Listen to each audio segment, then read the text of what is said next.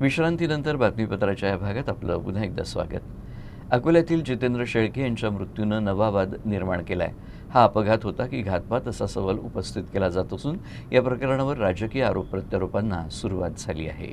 नाही, मी अपघाती मृत्यू म्हणणार नाही. जरी टिप्परला धडकून जितेंद्र शेळके याचा जागीच मृत्यू झाला असेल, 2 दिवसापूर्वी ईडीच्या चौकशीच्या फेऱ्यात ती व्यक्ती आलेली आहे.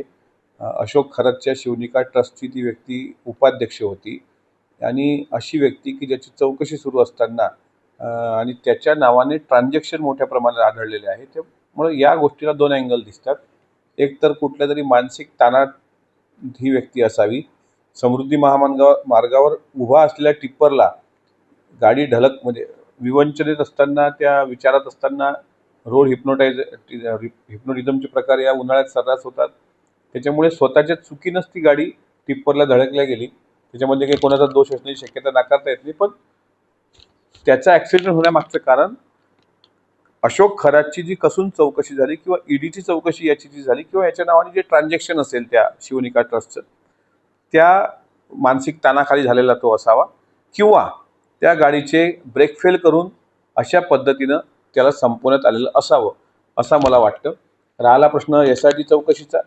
SIT चौकशीमध्ये जर तो असेल तर मग प्रशासनाने त्याला इतकं गाफील का ठेवलं किंवा इतकं मोकळी सूट का दिली? त्याच्यामुळे प्रश्नचिन्ह उपस्थित का होतंय? अजितदादांच्या विमान अपघाताच्या प्रकरणाचा अजूनही CCTV पण भेटलेला नसताना अशा प्रकारे भोंदू अशोक खरात प्रकरणातला त्याचा मुख्य सहकारी त्याचा जर ॲक्सिडेंटनी मृत्यू होत असेल तर आता याचा CCTV भेटेल का? तिथे धडकली तर कशामुळे धडकली? मला असं वाटतं का ब्रेक फेल करूनच संबंधित व्यक्तीला संपवण्यात आलेलं असण्याची शक्यता नाकारता येत नाही.